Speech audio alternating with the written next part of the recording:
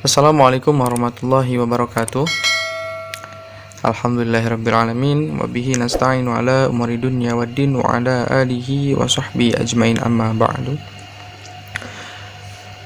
Apa kabar teman-teman semuanya? Selamat mendengarkan. Di situasi yang sekarang ini, karena maraknya wabah virus corona, hingga hampir 1 bulan kita mahasiswa di Mesir tidak bisa melaksanakan aktivitas yang seperti biasanya. Jadi banyak sekali larangan aktivitas kumpul bersama yang melibatkan banyak orang. Jadi kita lebih banyak menghabiskan waktu di rumah. Ya, yang biasanya tiap minggu atau tiap 2 hari sekali itu ada kegiatan kumpulan organisasi, pengajian, ya kuliah lah tiap hari, terus kegiatan belajar bersama ya dengan lintas afiliatif dan juga dengan teman-teman yang lainnya selain dari teman-teman rumah. Ya, untuk sekarang kita dibatasi dan lebih banyak menghabiskan waktu di rumah. Ya, daripada tertidur terus-terusan tidur, dan sekarang juga udah memasuki musim panas. Jadi udah mulai banyak lalat.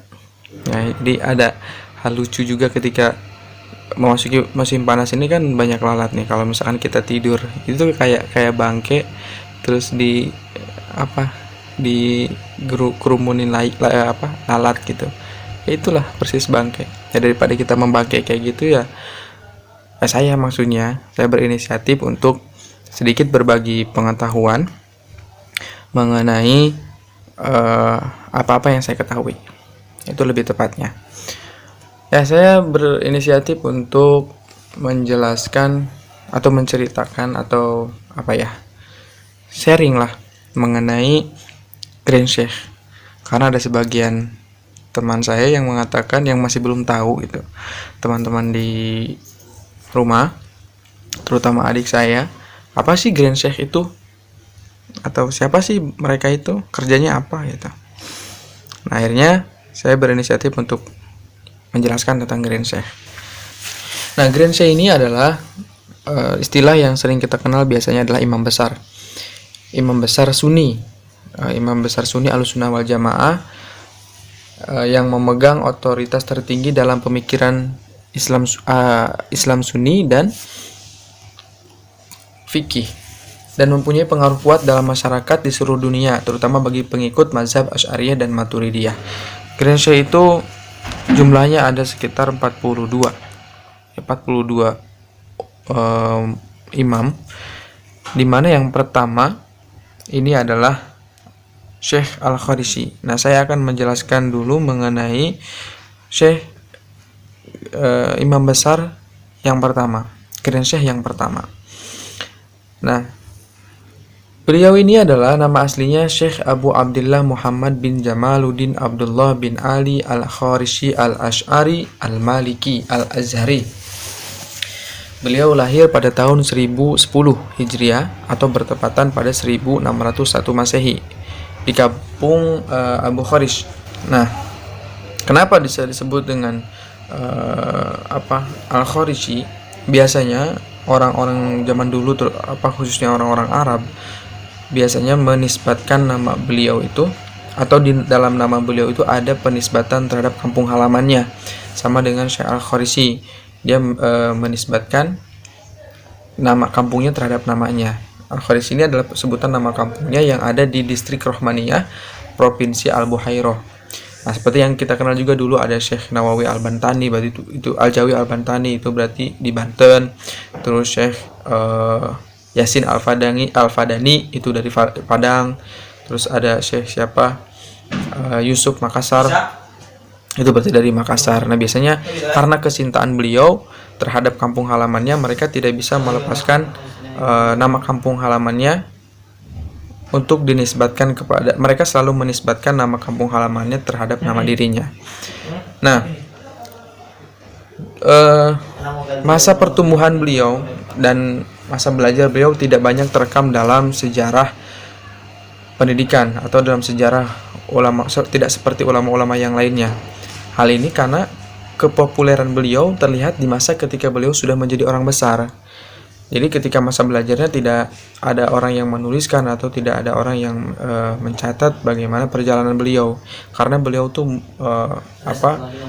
terkenal ketika beliau sudah menjadi orang besar pada saat itu. Nah, namun kita bisa mengetahui dan melacak melalui guru-guru beliau. Di antaranya adalah Syekh Jamaluddin Abdullah Al-Kharisi, yaitu dari ayah beliau sendiri. Yang kedua ada Syekh Nuruddin Ali Al-Uzhuri. Terus ada Syekh Burhanuddin Ibrahim Al-Laqani, pengarang Nazom Jauhar At-Tauhid. Nah, pasti ini udah mafhum lah. Semua orang udah tahu, udah maklum mengenai kitab Jauhar At-Tauhid. Terus ada Syekh Abdullah Mu'ti Al-Basir. Nah, ilmu-ilmu yang beliau pelajari adalah tafsir, hadis, tauhid, tasawuf, fikih, usul fikih, ilmu kalam, nahu, shorof, arud, balago, adab, tarikh, sirah, sirah nabawiyah, mantik, wadhi' dan mikot. Ilmu ini tidak hanya beliau pelajari, justru beliau bisa menguasai ilmu-ilmu tersebut. Jadi sosok seorang Grand Syekh itu tidak sembarangan. Mereka menguasai ilmu-ilmu yang luar biasa dalam bidang dalam agama, dalam ilmu agama khususnya. Dan bahkan beliau juga tidak hanya menguasai tentang ilmu agama, justru ilmu politik, ilmu sosial dan lain sebagainya. Ya, makanya jauhlah kita sebagai pelajar ini yang mungkin jika kita hanya merasa bangga pandai nahu sorob, hanya merasa bangga terhadap ilmu hadis, sudah bisa mampu membaca tafsir, usul fikih, ya jangan dulu sombong lah. Ternyata ilmu kita masih jauh kalau dibandingkan dengan beliau ini. Nah biasanya untuk sekali berulama itu, sosok ulama itu biasanya menelurkan murid-murid yang berkualitas. Nah, kita bisa tahu siapa saja murid-murid beliau yang memang menjadi orang-orang besar juga. Di antaranya adalah Syekh Ahmad Al-Laqani, Syekh Ahmad An-Nafrawi, Syekh Asy-Syabrakhiti. Terus ada Syekh Abdul Baqi Al-Kilini, yaitu Syekhul Azhar yang keempat, Grand Syekh Azhar yang keempat. Syekh Ibrahim Al-Fayumi, Grand Syekh Al-Azhar yang keenam. Syekh Muhammad bin Abdul Baqi Az-Zurqani, pensyarah kitab Al-Muwatta. Syekh Abdullah As-Subrawi, Syekhul Azhar yang ketujuh. Syekh Ahmad Ad-Dairabi, pengarang kitab Mujarabat Dairabi, dan masih banyak yang lainnya. Nah, inilah ulama-ulama yang luar biasa ini melahirkan ulama yang luar biasa juga. Di antaranya juga di sini terlihat ada orang-orang yang menjadi Grand Syekh, murid-murid beliau yang menjadi Grand Syekh. Di antaranya ada Syekh Abdul Baqi Al-Kilini, Syekh Ibrahim Al-Fayumi, dan Syekh Abdullah Asy-Syubrawi, dan yang lainnya pun adalah ulama-ulama yang sangat luar biasa. Namun saya tidak terlalu jelas mengetahui mengenai biografi beliau. Nah, berbicara tentang ulama adalah orang-orang yang berilmu. Mereka biasanya tidak hanya berkompeten dalam bidang dakwah atau dalam bidang memahami ilmu-ilmu agama, tapi juga pastinya dia menelurkan karya-karya. Nah, Syekh Al-Kharisi ini membuat atau mempunyai banyak karya dari berbagai disiplin ilmu. Di antaranya, pertama adalah risalah tentang basmalah, syarah kabir atas Mukhtasar Khalil dalam fikih mazhab Maliki, syarah sogir atas Mukhtasar Khalil, syarah Sanusiyah Sugro atau sering dikenal dengan Ummul Barohin. Terus Muntaha Ar-Raghbah fi Hali Al-Faz An-Nukhbah, hasyiah dalam bidang mustalah al-hadis. Terus ada hasyiah Isa Ghazi dalam bidang mantik, dan masih banyak karya beliau yang lainnya. Terus ada juga keistimewaan beliau. Nah, berbicara tentang keistimewaan, ya semua orang pasti memiliki keistimewaan. Masing-masing orang punya kelebihan dan kekurangan. Nah, di sini diceritakan bahwasanya di samping beliau dikenal sebagai ahli ilmu, beliau juga dikenal sebagai orang yang mempunyai tingkat ketakwaan yang tinggi. Dan beliau juga dikenal sangat tawadu, dermawan, dan juga sangat pemberani. Hal ini juga menjadikan beliau dikenal oleh berbagai lapisan masyarakat, baik di tingkat lokal maupun belahan dunia Islam lainnya. Sifat itu kemudian diikuti oleh para muridnya. Hal yang paling istimewa dari beliau adalah beliau terkenal sangat tegas terhadap para penindas dan zalim, baik dari kalangan para penguasa maupun yang lainnya. Beliau tidak takut untuk menyuarakan hak. Beliau juga senantiasa membantu orang yang tertindas dan berdiri di sampingnya sampai si penindas mengembalikan hak kepada yang tertindas.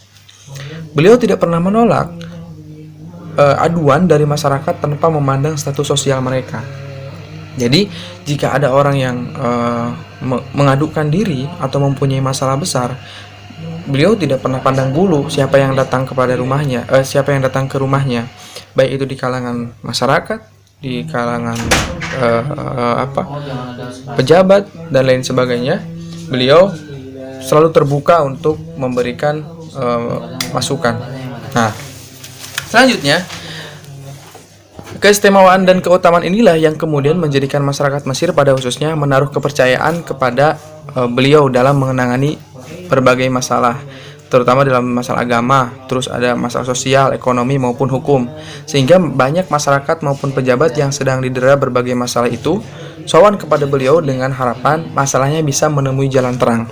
Jadi, jika ada masyarakat pada zaman dulu yang memiliki masalah, baik masalah keluarga, masalah soal hukum, nah maka cara mereka semua untuk menyelesaikan masalah itu adalah berkonsultasi dengan Syekh Al-Kharisi dengan cara bersilaturahmi, meminta saran, dan insya Allah setelah itu mereka akan menemukan jalan terang. Makanya ada sebuah kebiasaan yang masih terlihat pada saat ini di kalangan orang Mesir. Ketika mereka tertimpa masalah, mereka berteriak seolah-olah mengadu gitu, meneriakkan nama Kharisi dengan rasa mengeluh. Ya, biasanya seolah-olah mereka istighosah dengan atas nama beliau gitu kan. Dan juga selain dari keistimewaan beliau tersebut, beliau juga disebut sebagai ulama agung sejagat. Kenapa demikian? Berpuluh-puluh tahun beliau hidup di Al-Azhar, beliau menghabiskan waktunya untuk belajar dan mengajar. Hal ini menjadikannya sangat tenar di seantero jagat raya. Bukan hanya di Mesir, nama beliau melambung di antara Syam, Maghrib, Afrika, Yaman, Hijaz, dan belahan dunia Islam lainnya. Seiring dengan memudarnya jabatan mufti Kesultanan Utsmani di Mesir pada waktu itu, munculnya jabatan mufti Mesir yang tidak resmi, yaitu mufti Mesir resmi itu adalah mufti yang diangkat langsung oleh pemerintahan Kesultanan Utsmani zaman dulu. Tapi pada saat itu ada mufti yang tidak resmi. Di antara beberapa nama yang pada awalnya muncul sebagai mufti dari mazhab Maliki adalah Syekh Muhammad bin Abdullah Al-Kharisi tadi. Saking tenarnya beliau dalam berfatwa, sampai-sampai Syekh Ali As-Sa'idi, ulama besar Maliki, berujar, orang-orang bergantung pada fatwa-fatwa beliau. Yang artinya, walaupun ada mufti yang resmi pada saat itu, tapi orang-orang malah lebih sering meminta fatwa kepada Syekh Al-Kharisi. Yang makanya ada Syekh Ali As-Sa'idi ini berbicara bahwasanya orang-orang bergantung pada fatwa-fatwa beliau. Berarti sangat pengaruhlah fatwa dari Syekh Al-Kharisi ini. Nah, dengan membeludaknya pelajar yang ingin menikmati pendidikan di Al-Azhar, diangkatlah seseorang yang mampu mengurus dan mengatur urusan di Al-Azhar. Dari sinilah muncul jabatan Syekh Al-Azhar atau Grand Syekh tadi, atau imam besar tadi. Nah, orang yang pertama kali ditunjuk untuk mengemban tanggung jawab besar ini adalah Syekh Al-Kharisi. Beliau mengemban jabatan Syekh Al-Azhar semenjak munculnya jabatan ini, yaitu pada tahun 1090 Hijriah atau bertepatan dengan 1679 Masehi. Jabatan ini beliau emban dengan baik selama sekitar 11 tahun sampai akhir hayatnya. Nah, itulah bagaimana perjalanan Syekh Al-Kharisi ini yang sangat luar biasa. Mudah-mudahan kita mampu meneladani apa yang telah beliau contohkan kepada kita, termasuk bagaimana menyikapi dan menjadi seorang alim, ya.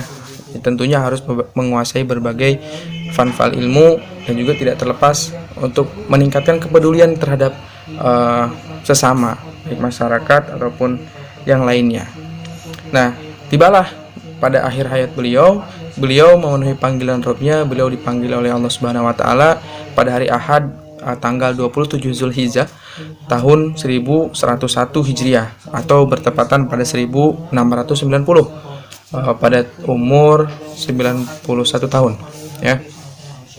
Setelah disolatkan, jenazah beliau dibawa ke Qorafah Mujawirin untuk dimakamkan di sana. Kalau yang ingin tahu, makam beliau terletak di tengah Qorafah Mujawirin di Darosah, di seberang jalan gedung Masyikhah Al-Azhar. Di sampingnya terdapat makam ayahandanya, yakni Syekh Jamaluddin Abdullah Al-Kharisi, tepatnya di antara makam Syekh Abdur Rabbuh Al-Qalyubi dan Grand Syekh Ibrahim Al-Fayumi. Nah, bisa dilihat ini sedikit penampakan sebagian penampakan makam beliau. Nanti jika suatu saat berkunjung ke Mesir, jangan lupa untuk berziarah, untuk mengingatkan kita kepada sosok yang berpengaruh ini, yang telah juga memberikan kontribusinya terhadap umat Islam. Ya, itulah mungkin yang bisa saya sampaikan. Mudah-mudahan bermanfaat bagi semuanya yang mendengarkan. Dan juga terima kasih kepada Sarkub Mesir atau Sarjana Kuburan Mesir. Ini adalah sebuah komunitas yang meneliti dan mempelajari tentang sejarah-sejarah ulama dan juga mempelajari mengenai kehidupan dan seluruh yang berkaitan dengan Islam. Sumber ini diambil dari Facebooknya Sarkub Mesir atau bisa juga di follow di Instagramnya Sarkub Mesir.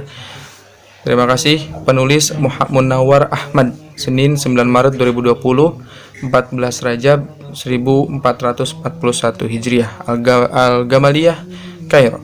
Terima kasih. Dan sumber resminya adalah Al-Mauqi' Ar-Rasmi li Masyayikh Al-Azhar, As-Sanid Al-Misriyin Usama Al-Azhari, terus juga Al-Farid Muhammad Yasin Al-Fadani dan lain-lain. Terima kasih, sampai bertemu di episode selanjutnya. Assalamualaikum warahmatullahi wabarakatuh.